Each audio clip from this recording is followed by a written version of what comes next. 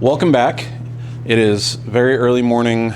It is very, very cold. At least for Texas, this is cold. It's down in the, I think, 20s right now. So even with my heater, a couple layers, yeah, I'm freezing.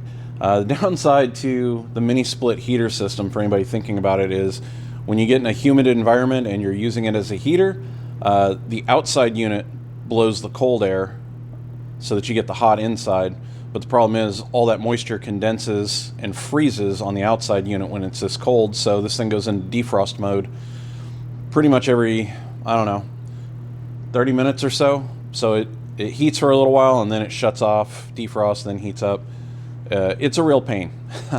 It makes working out here a little bit harder. I might actually have to get the propane heater out later on if I want to work some more.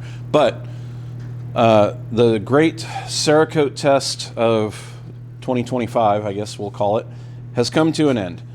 I have determined that if you were to paint your plane a single color and you wanted to use Cerakote on the outside and you weren't going to use any body filler, Cerakote Air Dry C-Series would be excellent choice for that. Very easy to prep for, very easy to apply. I would still consider using this as a primer. I think it would make an excellent primer for interior parts and things like that. I will be using this for the interior of the cockpit still. The instrument panel, armrests, pretty much the entire interior, I will use Cerakote for that.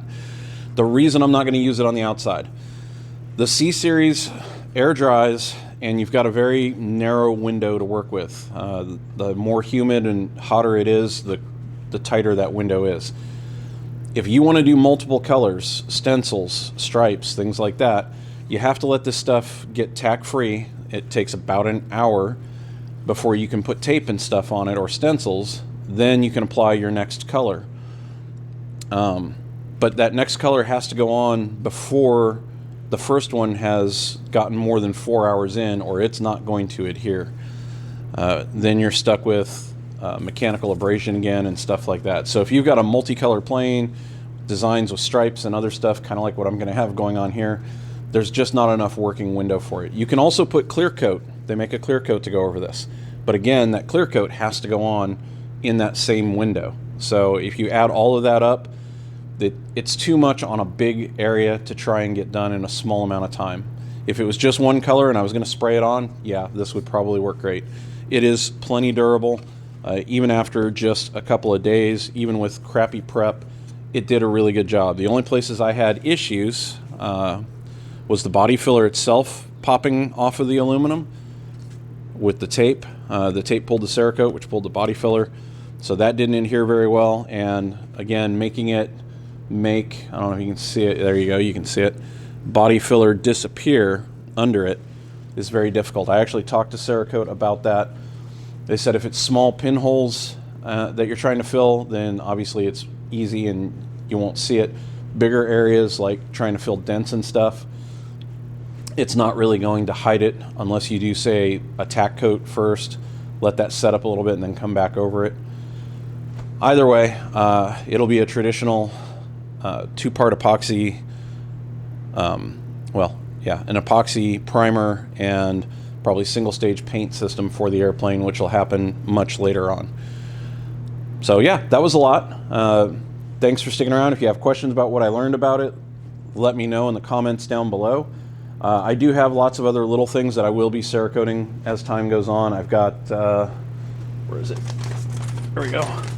I've got these vent covers that are anodized blue. I also have drain covers. There we go. These are the vents, and those are the drain covers. They're anodized blue. I'm probably going to Cerakote them black so they match with what's going to go on with the plane. Little parts like that will get done over time. If I do any more priming, it'll probably be Cerakote, and everything inside will be Cerakoted. That's enough about Cerakote. Today, not a whole lot. If I can get anything done, I'm just going to try and get these access panels done, get the rest of the dimpling done, get the nut plates installed so I can slap the panels on there, and then that's just one more thing on the done list. I did get part of my hinge order from Aircraft Spruce. Unfortunately, it's just the fat P4 hinges. I'm still back ordered and waiting on the P3s, So I'm really not sure that there's much more I can do on that until that stuff shows up.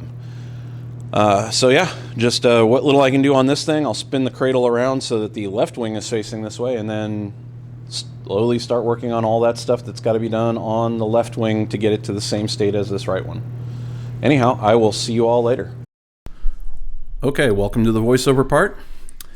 If you're one of the people that had issues with the sound levels on the in-person view on yesterday's video, I apologize. I'm not sure what happened there. I've heard from a couple of people that I was hard to understand or hear. On my end, it sounds fine even when I go back and play it, but hopefully this is all better, and hopefully the voiceover is better. I'm trying a new microphone out here as well. So, moving along, you saw me, I am dimpling all of the, I believe they're K1100-8 nut plates for the -8 screws, or the number 8 screws that are going to hold those inspection panels in. I say number 8 with emphasis because it's going to become important later on. One thing, when you have to go dimple those things, it bends the tabs. So easiest way for me to deal with it is just lay them there on my back riveting plate and just kind of hammer them flat and let them come back to normal. The easiest way would be to just buy nut plates that are pre-dimpled. You can get them. They are very, very nice. But I screwed up some parts today. Thankfully not terribly expensive, and we're going to get into it here in a minute. I obviously have not figured this out yet, but I'm getting the last inspection hole dimpled.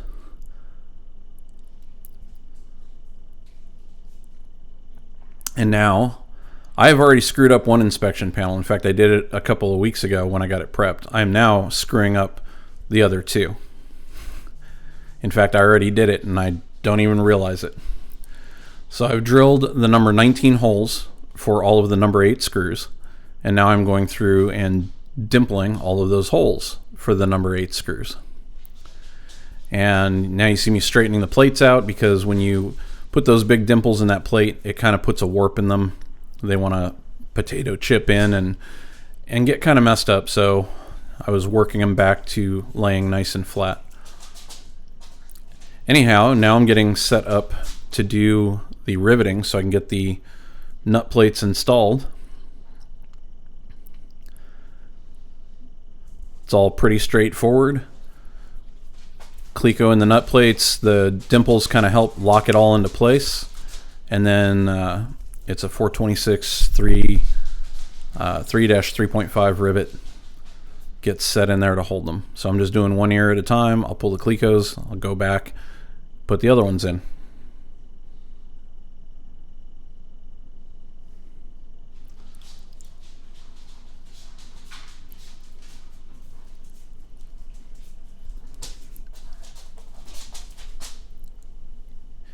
Easy enough, they're all set.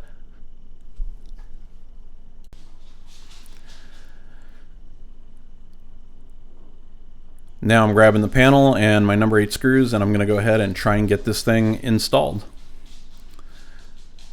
Had a problem trying to get one of those bottom ones in, couldn't figure out what that was about. Trying it again. Now I'm going over to look at the plans. Something's not right. Okay, live update from the garage. If you're paying attention to the sped up footage, and I'm sure VoiceOver Tim has alluded to the fact that I made another mistake.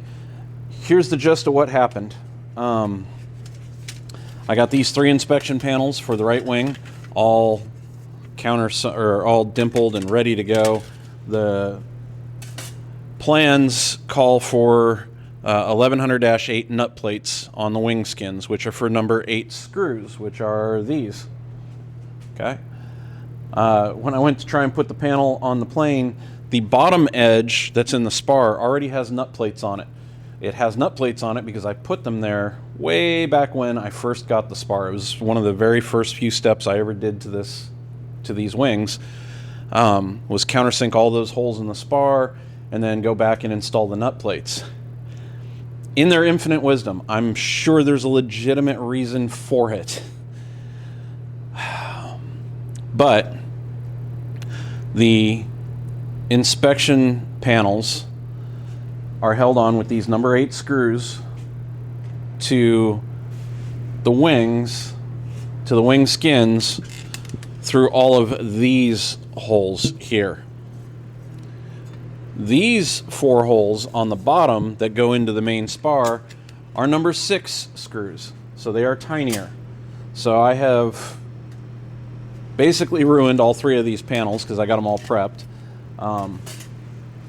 Those bottom 4 holes need to be smaller, and they need to be dimpled for a number 6 screw. Thankfully, I have 3 more because I have some for the other wing. I've already gone on to Vans and ordered 3 new panels. Yeah, I mean, I should have known better. I'm the one that installed those nut plates, but it was a long time ago.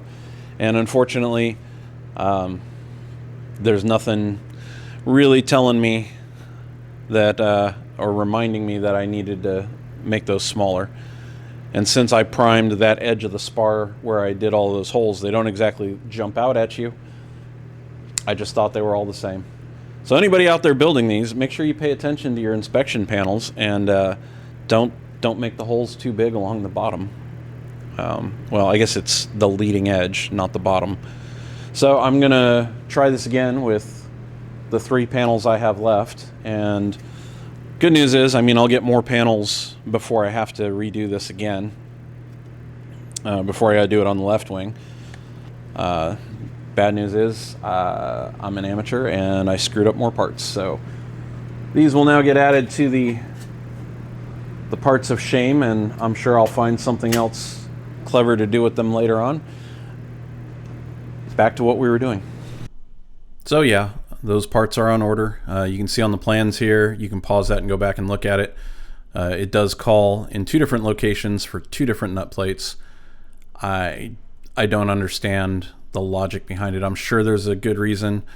It can't be size-wise because, well, all of the nut plates that hold the fuel tanks on into that spar are number 8, so I don't see why the inspection plates couldn't be the same, or number 6 all the way around. I don't know. Consistency would have been nice. It's going to be annoying later on, pulling inspection panels and having to keep track of 2 different sets of screws, but whatever. They're on order. They're $10 each, so that was a $30 mistake, and yeah, I'll steal the ones from the other side, and you saw me getting them prepped. I'll just make them work. So back to what I was doing, just more of installing those nut plates. This went really quick. Overall, even with the mistakes, I think this whole process only took me like an hour and a half today. So not too bad. It was still a little bit of progress. I managed to get in early this morning before having to do any actual work.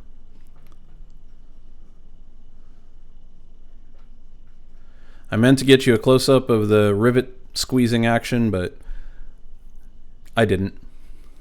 This is as good as it gets for this one. So hopefully this helps somebody else out, and you think to go look before you install these. Do as I say, not as I do, all of that good stuff. And yeah, hopefully I get some more parts soon and I can keep on making some progress. If not, it's back to some fiberglass work and more of the same. There you see me dimpling the panels with the right size number 6 dimples. And then the ones for the number 8s.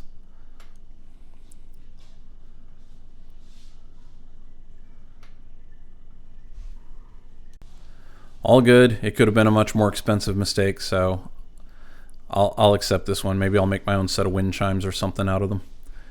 So I'm going to get this one installed, admire how pretty it is, get a couple of pictures for y'all, and then that's going to be it for this one. If you got any questions or comments, please leave them down below. If you haven't already, episode 2 of the podcast is out. It is available on Spotify or Apple. So whatever your preferred media is, go check that out. I'll leave some links below, and I will see you all on the next one.